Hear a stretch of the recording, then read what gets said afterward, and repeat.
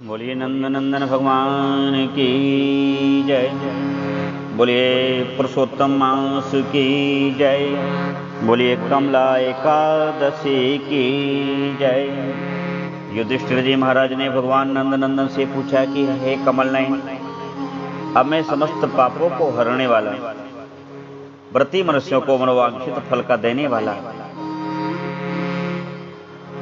पुरुषोत्तम मास की उस पुण्यमयी एकादशी की कथा सुनना चाहता हूं। उसका क्या फल है और उसमें किस देवता का पूजन किया जाता है, कौन सा दान करना चाहिए, क्या नियम मानना चाहिए, किस प्रकार स्नान करें, और हे भगवान उस एकादशी का नाम क्या है, उसकी पूजन विधि किस प्रकार बताई गई है। सो हे पुरुषोत्तम, आप कृपा करके मुझे इस पुरुषोत्तम मास के कृष्ण पक्ष के एकादशी का महत्व, पूजा विधि आदि श्रवण करा में आपकी अत्यंत कृपा होगी। भगवान कृष्ण इस वाणी को सुनकर के अत्यंत प्रसन्न हो गए और बोले कि हे राजेंद्र, पुरुषोत्तम मास आने पर प्रथम पक्ष की एकादशी वह कमला एकादशी के नाम से प्रसिद्ध है। तिथियों में अत्यंत उत्तम तिथि है। युधिष्ठिर, जो इस व्रत को नियम से करता है, लक्ष्मी उससे अत्यंत प्रसन्न हो जाती है और लक्ष्मी सदैव उसके अनुकूल हो जाती है। भगवान पुरुषोत्तम का ध्यान करते हुए इस व्रत का संकल्प करे।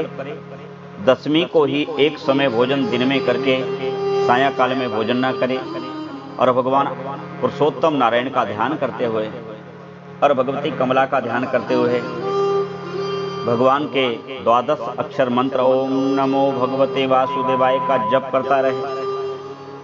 प्रातःकाल किसी नदी में, किसी तीर्थ में जैसी उसकी सुविधा बन पड़े अथवा तो घर में स्नान करे। अधिक मास में तीर्थ स्नान में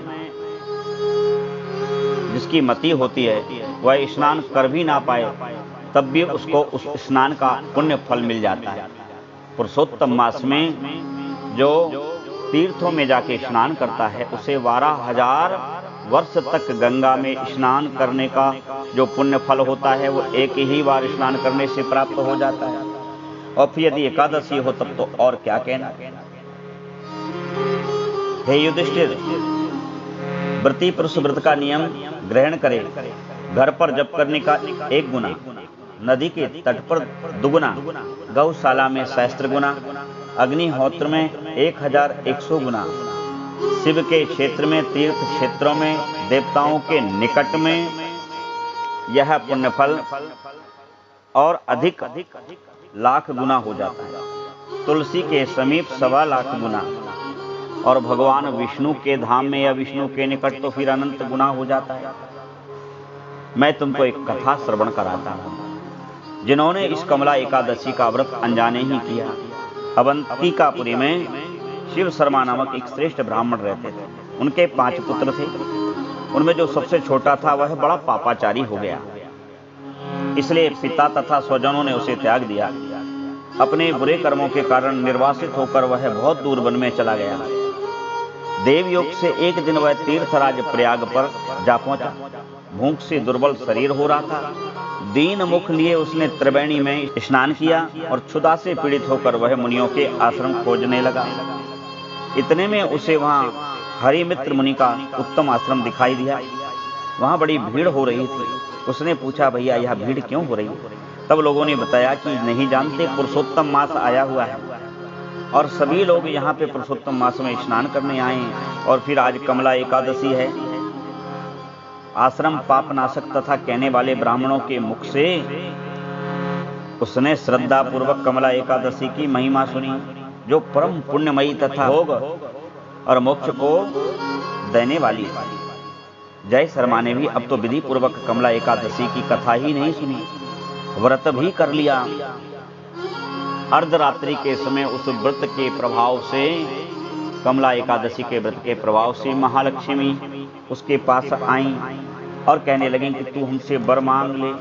वह तो अत्यंत प्रसन्न हुआ। उसने कहा, माँ आप पहले तो ये बताइए कि मुझसे किस बात से प्रसन्न हो गई। मैं तो बड़ा पापी हूँ, मैं तो बड़ा दुराचारी हूँ।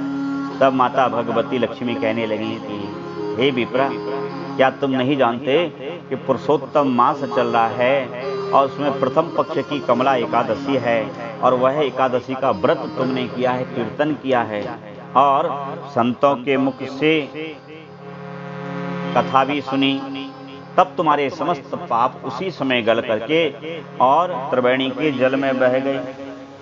अब तुम निर्मल साधु हो गए हो।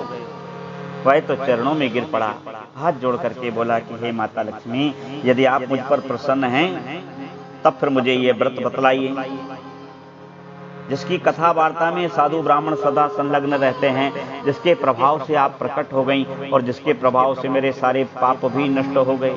आपकी बड़ी कृपा होगी ताकि मैं भी करूं, अपने प्रियजन परिजनों से भी कराऊं और इसका प्रचार करूं। माता लक्ष्मी प्रसन्न हो गई और कहा, हे ब्राह्मण, एकादशी का व्रत महात्मा श्रोताओं में सुनने योग्य सर्वोत्तम विषय है।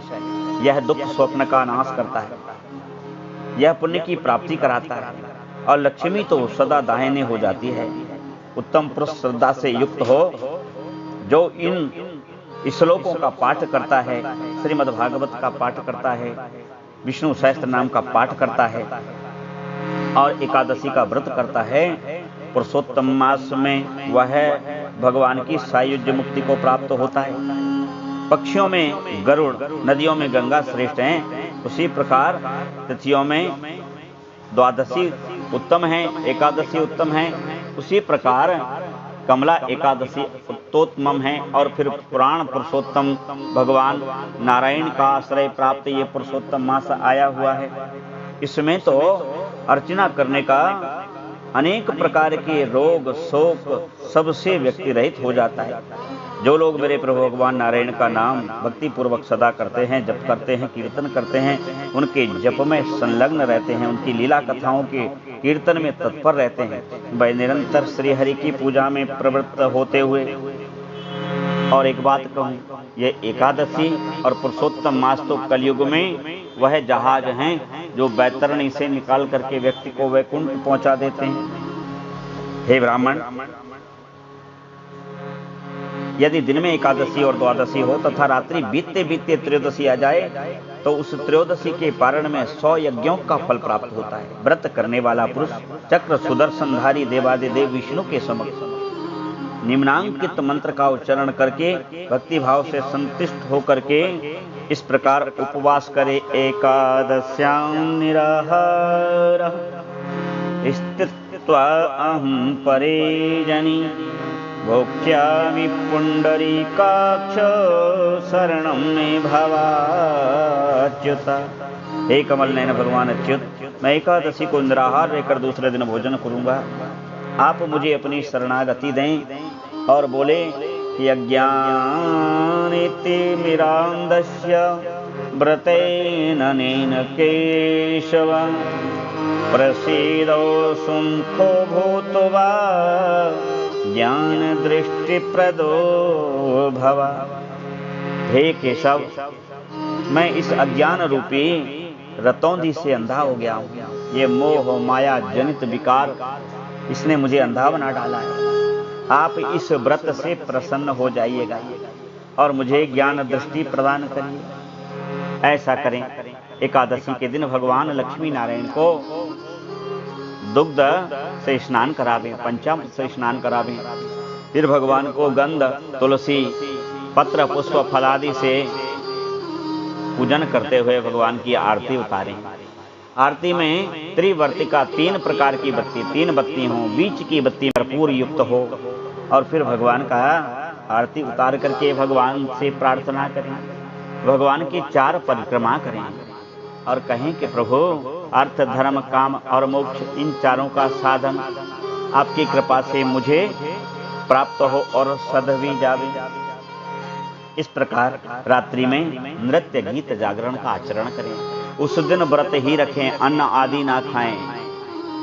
जो अन्न खाने वाले हैं उन्हें भी ध्यान रखना चाहिए, संभव तो अन्न ना खाएं। अन्न खाते हो तो चावल और सैम की फली भूल कर भी ना खाएं, इससे लक्ष्मी रुष्ट हो जाती है और काम बिगड़ने लग जाते हैं गृहस्थ के। रोग को मिटाने वाला, शोक को मिटाने वाला, सभी प्रकार की लक्ष्मियों को आपके घर में धन धान्य को देने वाला यह पुण्य एकादशी का पावन व्रत जो भी मनुष्य करता है उसके समस्त पाप ताप सब छूट करके वह भगवान विष्णु को अति प्रिय हो जाता है। राजन, ऐसा कहकर के लक्ष्मी मैया उस ब्राह्मण को वरदान दे अंतर ध्यान हो गई और फिर वह ब्राह्मण भी धनी होकर पिता के घर आ गया। इस प्रकार जो कमला व्रत करता है वह भी सभी प्रकार से धन धान्य से युक्त होकर के भगवान को अति प्रिय होता है। श्री कृष्ण गोविंद हरे मुरारे, हे नाथ नारायण वासुदेव।